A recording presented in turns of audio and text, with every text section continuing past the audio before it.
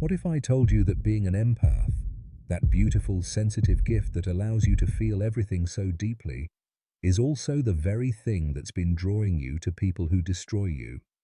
I know that sounds harsh, maybe even cruel, but if you're an empath watching this video, if you've ever wondered why your relationships feel like emotional battlefields, why you keep attracting narcissists and energy vampires, why your biggest strength feels like your greatest curse, stay with me, because what I'm about to share will change everything. Carl Jung, one of the most brilliant minds in psychology, believed we don't fall in love by accident. But for empaths, this truth runs even deeper.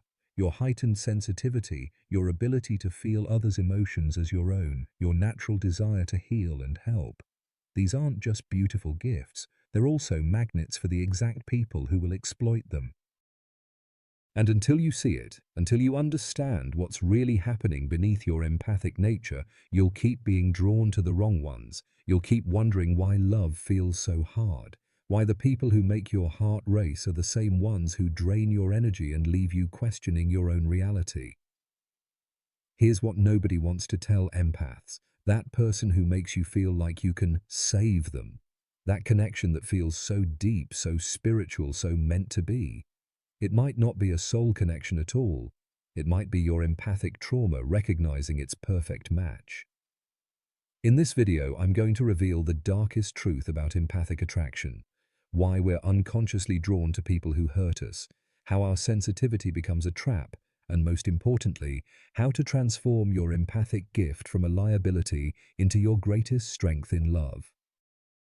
If you're an empath who's ever wondered why you keep attracting emotionally unavailable people, why narcissists seem to find you like a heat-seeking missile, why you fall hardest for those who need fixing, why healthy relationships feel boring while toxic ones feel like home, this video is going to answer those questions in ways that might make you uncomfortable. But that discomfort, that's where your empathic evolution begins. We're going to dive deep into the psychology of empathic attraction, explore the hidden wounds that make your sensitivity vulnerable to manipulation, and I'm going to show you exactly how to use your empathic abilities consciously so you can finally attract love that honors your sensitivity rather than exploits it. But before we go any further, I need you to understand something. This isn't about changing who you are. Your empathy isn't the problem. Your sensitivity isn't something to fix. The problem is that no one taught you how to protect your gift, how to use it consciously, how to love from empowerment rather than empathy addiction. Point 1. Let me start with a story that will sound painfully familiar to every empath watching this. Sarah was a highly sensitive person who could walk into a room and immediately feel everyone's emotional state. She was the friend everyone came to for advice, the daughter who could sense her mother's moods before her mother even knew what she was feeling, the co-worker who somehow always ended up consoling others during their breakdowns. When she met David at a coffee shop, something extraordinary happened. The moment their eyes met, she didn't just feel attraction, she felt his pain. Beneath his charming smile, she sensed a deep well of hurt, a wounded child crying out for understanding. Her empathic heart immediately responded, "I can heal him. I can love him back to wholeness." Sound familiar, empaths? Their first few dates were intoxicating, but not in the way you might think. Yes, there was chemistry, but for Sarah it was deeper than that. She felt spiritually called to love him. When he told her about his difficult childhood, his struggles with depression, his fear of intimacy, she didn't run. She felt chosen.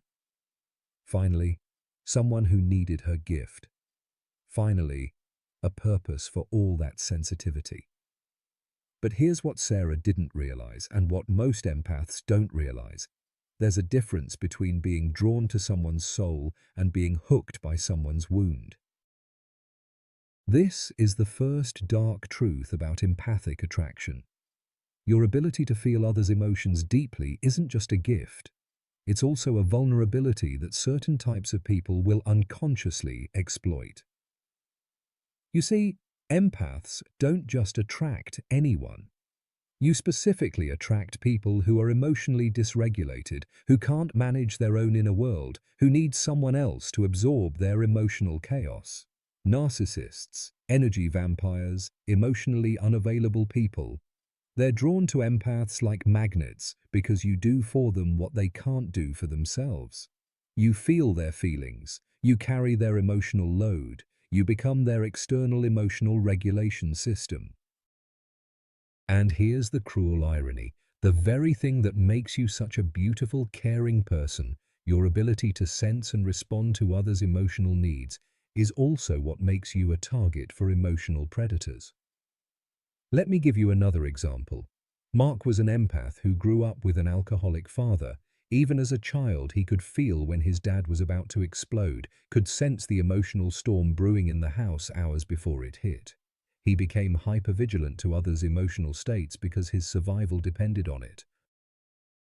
As an adult, Mark consistently found himself in relationships with women who were in constant crisis, partners with addiction issues, mental health struggles, financial chaos, family drama.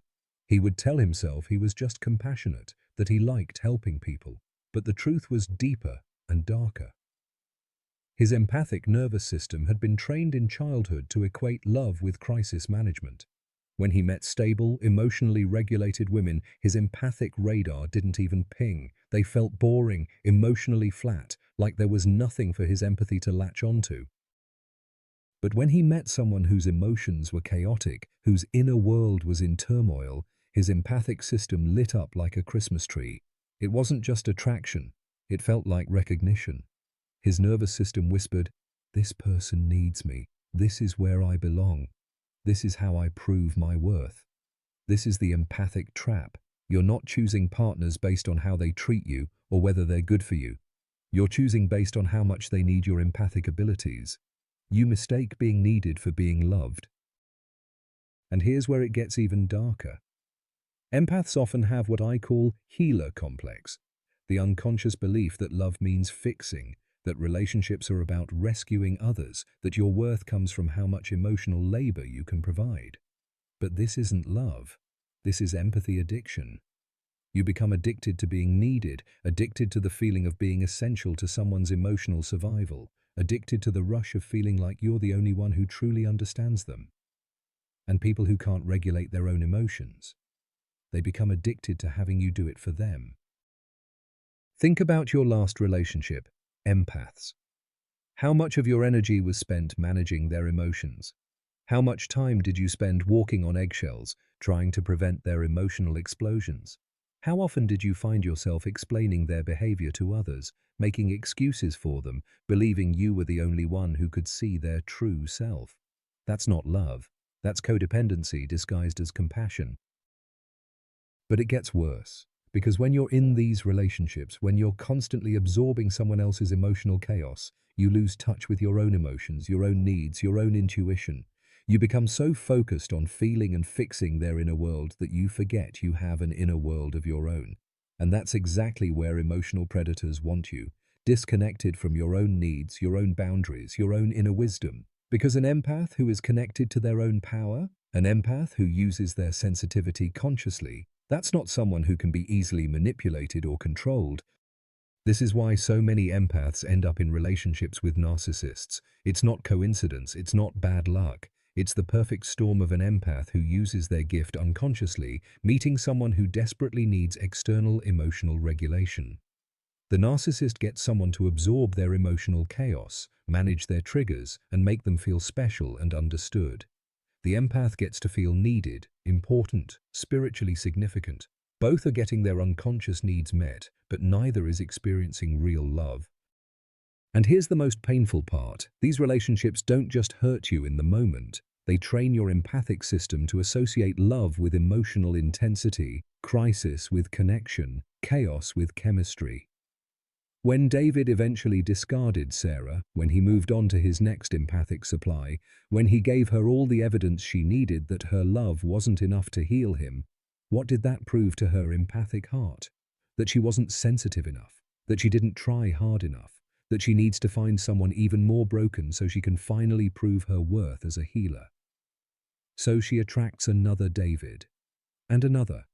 Each relationship reinforcing her belief that love means suffering, that connection requires sacrifice, that her empathy is only valuable when it's being drained by someone else's need. This is the empathic magnetism trap that's been running your love life. This is why you keep attracting energy vampires while repelling emotionally healthy people.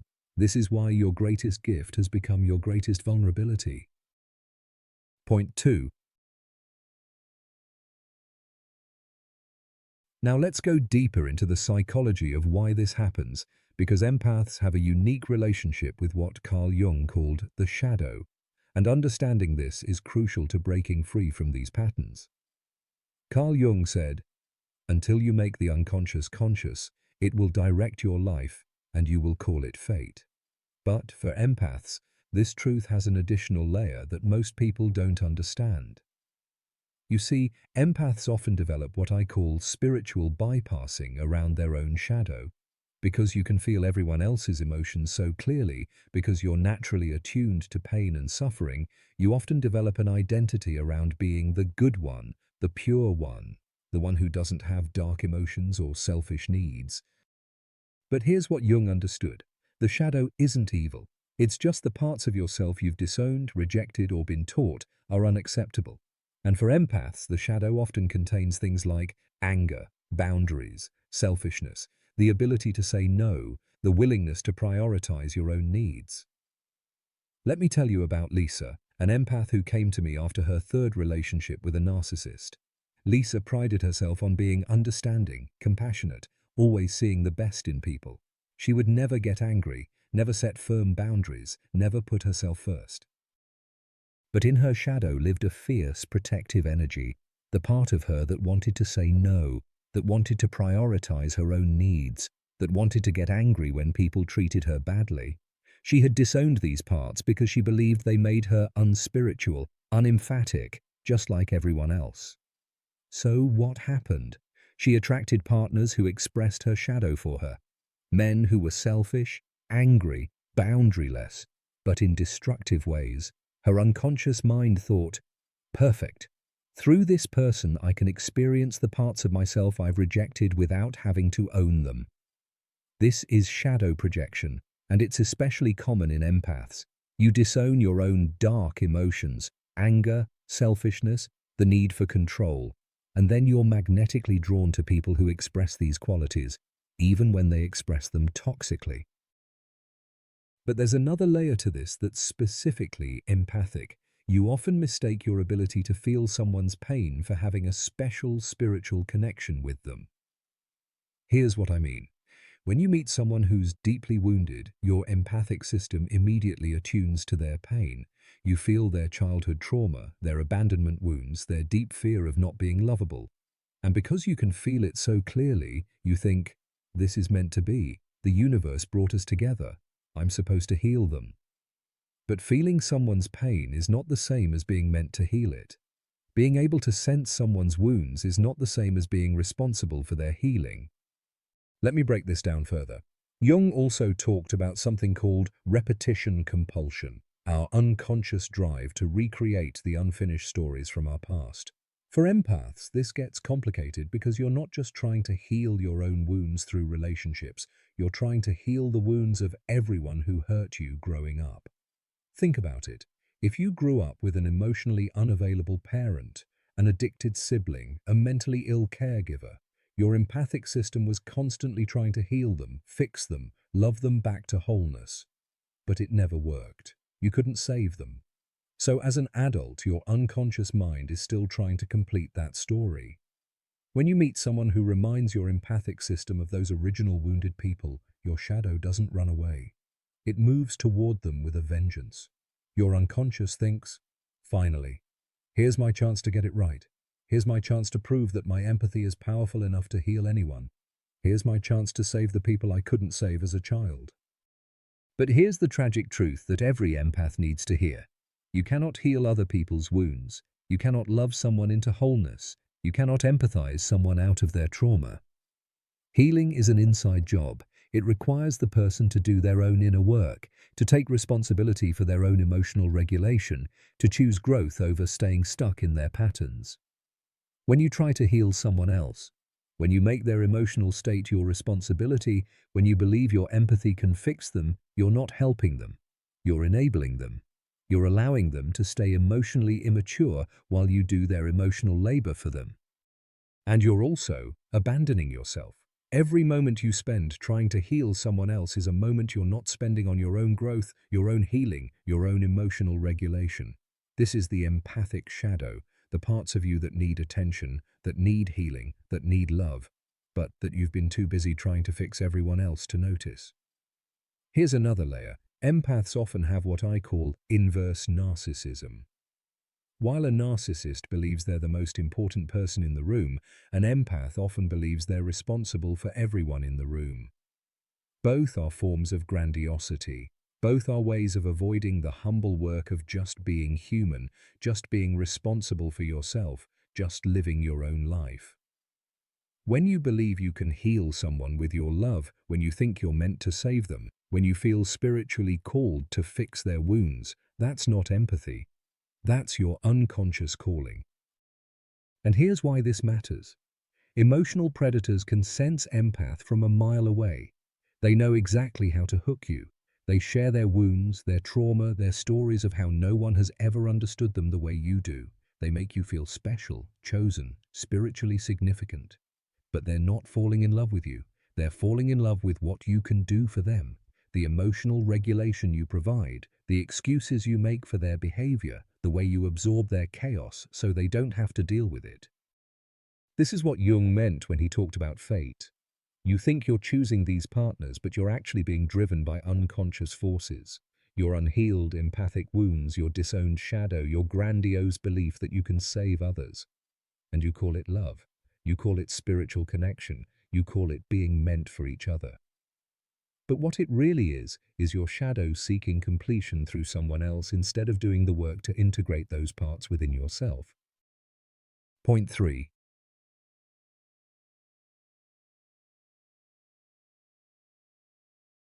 So how do you break free? How do you stop being unconsciously drawn to people who exploit your empathic nature? How do you transform your sensitivity from a liability into your greatest strength in relationships? The journey from wounded empath to conscious empath is one of the most profound transformations you can make. It's about learning to use your gift with intention, boundaries, and wisdom instead of letting it use you. Let me walk you through the empathic evolution process, step by step. Step 1. Recognize your empathic patterns.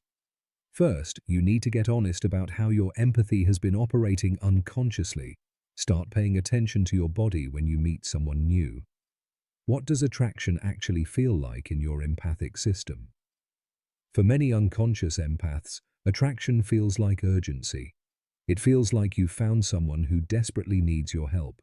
It feels like you're being spiritually called to save them. That's not healthy attraction.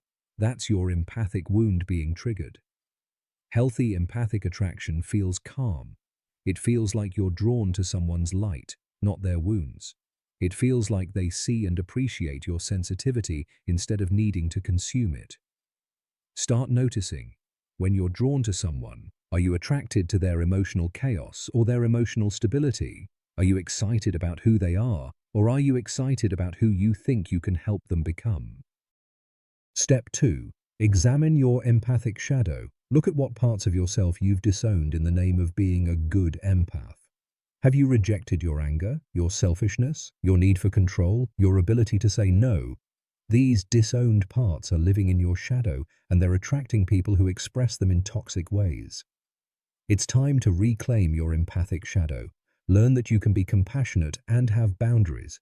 You can be sensitive and put yourself first sometimes. You can feel others' pain and not make it your responsibility to fix it. The parts of yourself you've rejected in the name of empathy are often the very parts that contain your power.